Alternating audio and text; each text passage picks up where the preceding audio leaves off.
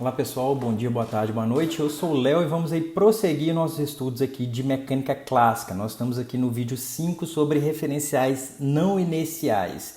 Nesse vídeo nós vamos falar sobre um assunto polêmico que é força centrífuga, que é uma força fictícia, uma força de inércia, não é uma força que existe no sentido de ter uma interação física que gera ela. É polêmica porque tem muito aí narrador que de vez em quando fala força centrífuga e tal, então tem que tomar cuidado com esse tipo de lugar para aprender física, mas vamos lá. Então nossa revisão aqui, né, bem rapidamente hoje, nós vamos aqui, nós começamos falando na unidade 1 sobre vetores, então a gente definiu bem rigorosamente vetores e como trabalhar com vetores. Na unidade 2 a gente falou sobre lei de Newton para uma partícula, onde a gente estudou já um pouquinho de referencial inercial e de lei de conservação. Na unidade 3 a gente falou de oscilações e vários detalhes com relação a oscilações. Na unidade 4 a gente falou de força gravitacional, campo gravitacional, a gente falou de efeito de maré, a gente fez uma interpretação interessante para energia mecânica, dado aqui que a gente esteja trabalhando uma força central. A gente falou de equação de trajetória e das leis de Kepler. Na unidade 5 a gente falou do princípio de Hamilton, a gente falou do princípio de minimação, que ele me diz que dado um fenômeno natural, esse fenômeno natural ocorre numa trajetória onde essa ação ela é mínima, ela é minimizada. E quem que é essa ação? É a integral da Lagrangiana no tempo, sendo que a Lagrangiana é energia cinética menos potencial. Estudando esse princípio de minimação com o cálculo de variações, a gente chegou aqui nas equações de Euler-Lagrange, e essas equações de Euler-Lagrange, elas nos retornavam aí as equações de movimento para uma partícula. A gente falou um pouquinho de Lagrangiana, um pouquinho de Hamiltoniana, e falou de equações de movimento de Lagrange e de Hamilton. Agora nessa unidade aqui, né? Nessa unidade referencial não inercial, a gente começou falando de composição de velocidades, aí eu vou só ler aqui essas definições, que isso aqui vai ser importante pra gente. Então qual que é a nossa ideia? Né? Nossa ideia é trabalhar qual que é o movimento dessa partícula P com relação a dois referenciais, um referencial S, que é um referencial inercial, e um referencial S', que é um referencial não inercial. Tá certo?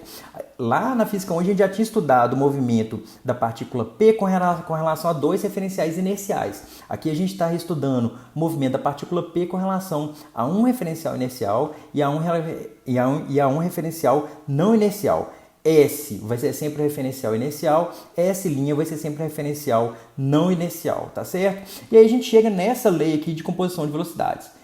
Quem que é VF? Né? VF está escrito aqui em cima. VF é a velocidade da partícula com relação a S. Quem é Rzão ou ponto?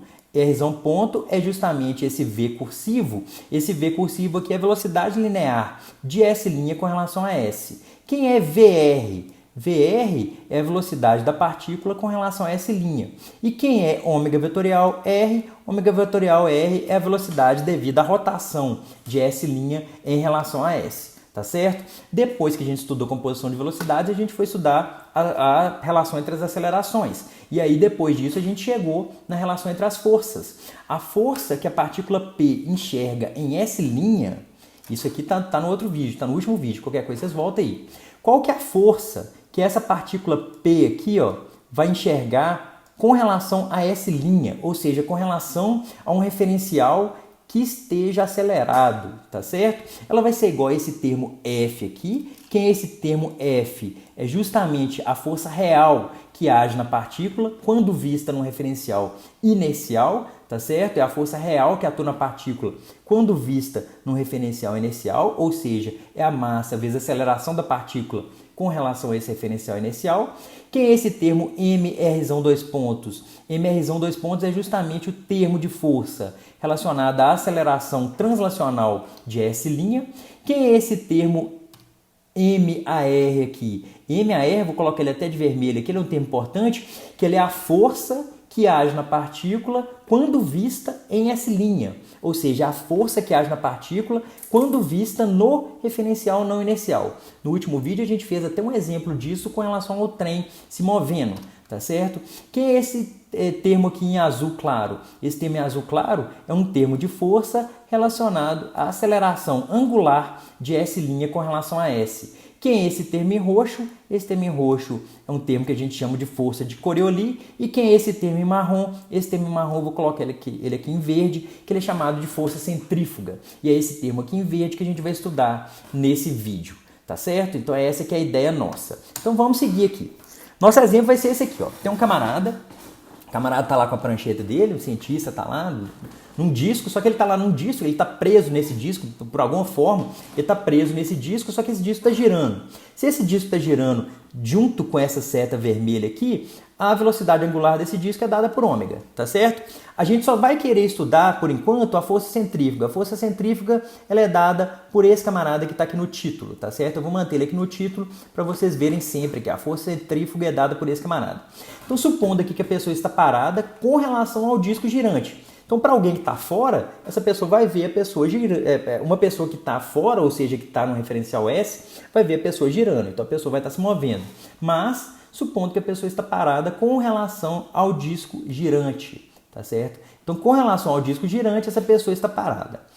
Esse disco, se ele está girando nessa orientação aqui, a velocidade angular dele é dada por esse camarada, e essa pessoa ela tem um vetor posição que é dado por R aqui, tá certo? Se vocês fizerem a regra da mão direita, ômega vetorial com R, que é esse termo que está aqui dentro do parênteses, ômega vetorial com R vai dar justamente nessa direção aqui, ó, tá certo? Então, ômega vetorial com R vai me dar essa direção aqui, ó, essa direção da setinha azul.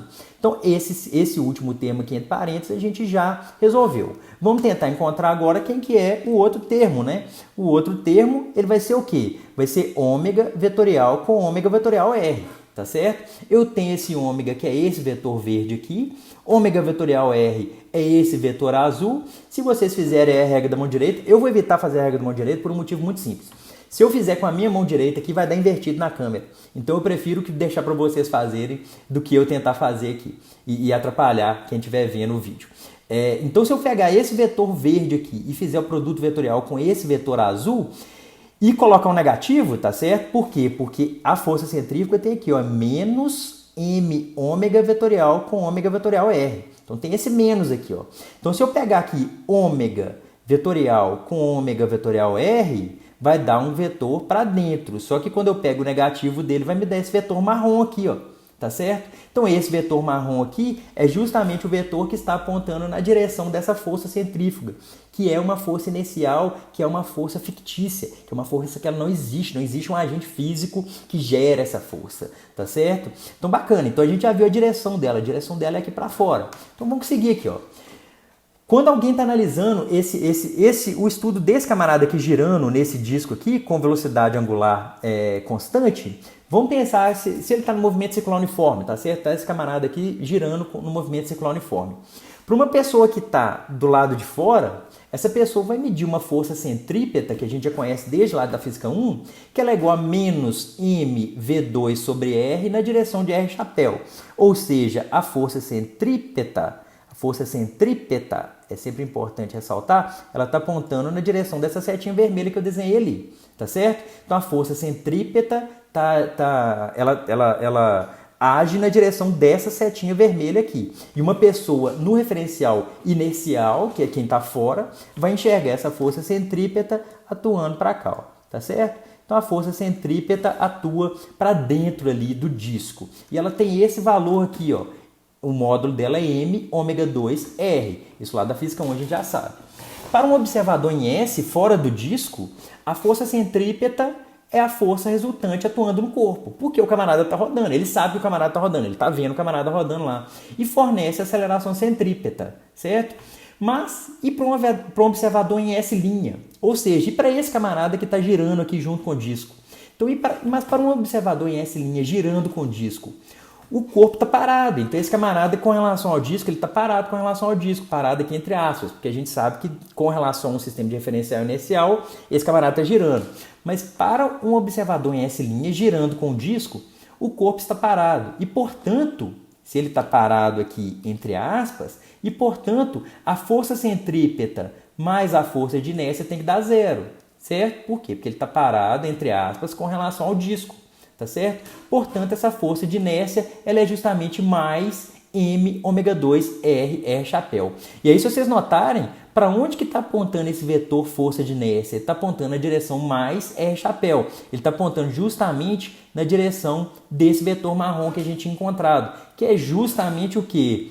a direção dessa força centrífuga que a gente tinha encontrado no outro vídeo, quando a gente está estudando força de inércia ou força fictícia, tá certo? Então vou repetir aqui, ó, essa força de inércia, que é o que a gente vai chamar de força centrífuga, para esse caso ela vale m ômega 2r na direção de R chapéu positivo, que ela vai me dar justamente a direção desse vetor marrom aqui, que por sua vez é a direção dessa força que a gente já tinha descoberto no último vídeo, tá certo? Então bacana, ou seja, é uma força para fora no corpo, então é uma força atuando para fora devido ao movimento acelerado do referencial em que ele se encontra. Como vimos, a força de inércia que eu estou colocando aqui entre aspas, ela, que surge nesse corpo que por sua vez se encontra parado com relação a essa linha, é chamada de força centrífuga. E ela pode ser escrita desse jeito aqui, ó. A força de inércia para esse caso, que é o que a gente chama de força centrífuga, é menos m ômega vetorial R, que por sua vez vai me dar, para esse caso, vai me dar esse módulo aqui, tá certo? Então bacana, olha só, é uma força que está atuando, uma força entre aspas, porque é uma força de inércia, é um efeito de inércia, é um efeito do referencial S' está acelerado. Então é uma força entre aspas, para fora no corpo, ele está atuando para fora, devido ao movimento acelerado do referencial em que o corpo se encontra. Essa é que é a interpretação dessa força centrífuga, tá certo? Então essa força centrífuga, ela só existe no referencial S', ela não possui reação. Então vamos ler tudo isso aqui, ó. Então essa força centrífuga, ela só existe no referencial S', ela não é devida a nenhuma interação física e ela surge única e exclusivamente pela análise das leis de Newton em um referencial acelerado. Ou seja, a gente está tentando interpretar as leis de Newton num referencial onde não é o referencial preferencial para estudar as leis de Newton. Por isso que está surgindo essa força, mas é um efeito da inércia dos corpos. Então vou ler de novo aqui, ó. A força centrífuga não é devida a nenhuma interação física e ela surge única e exclusivamente pela análise das leis de Newton em um referencial acelerado. Certo? A força centrífuga ela é direcionada radialmente e para fora, ou seja, contrária à força real centrípeta. A força que está atuando nesse camarada aqui é a força centrípeta, tá certo? A força real que atua nesse camarada. Mas a força centrífuga, que ela é uma força que só aparece nesse referencial S', ela tá agindo ali para fora nesse referencial, certo? E é importante, e essa força centrífuga ela é muito importante, falar assim, para que ela é importante e tal? Ela é importante, por exemplo, para processos de centrifugação. Se vocês já viram esses processos de centrifugação com plasma, de sangue e tal, para fazer soro, onde se faz girar uma ampola e devido à aceleração de giro do equipamento, as partículas são sedimentadas, entre aspas, porque sedimentação, na verdade, a palavra sedimentação, ela vem das partículas se sedimentarem devido à força gravitacional. Só que quando a gente está estudando uma centrífuga, a gente faz o objeto girar e a gente faz ali uma aceleração, um referencial não inercial para simular essa sedimentação, tá certo? Então vou ler de novo aqui, é importante, por exemplo, para processo de centrifugação, onde se faz girar uma ampola e devido à aceleração de giro do equipamento, as partículas são sedimentadas por ação do efeito de inércia de cada partícula, ou da densidade de cada partícula, elas se separam ali, certo? Então esse aqui é o vídeo sobre força centrífuga. Nos próximos vídeos a gente vai falar sobre força de Coriolis e mais um pouquinho sobre forças em referenciais não inerciais, forças de inércia ou forças fictícias. Quero que vocês fiquem muito atentos a isso. Não é que existe uma força, um agente físico gerando essa força. Isso surge porque a gente está tentando analisar as leis de Newton em um referencial acelerado. A ideia é essa, espero que tenha dado para entender. Um grande abraço, fica assim, fiquem bem, falou, tchau.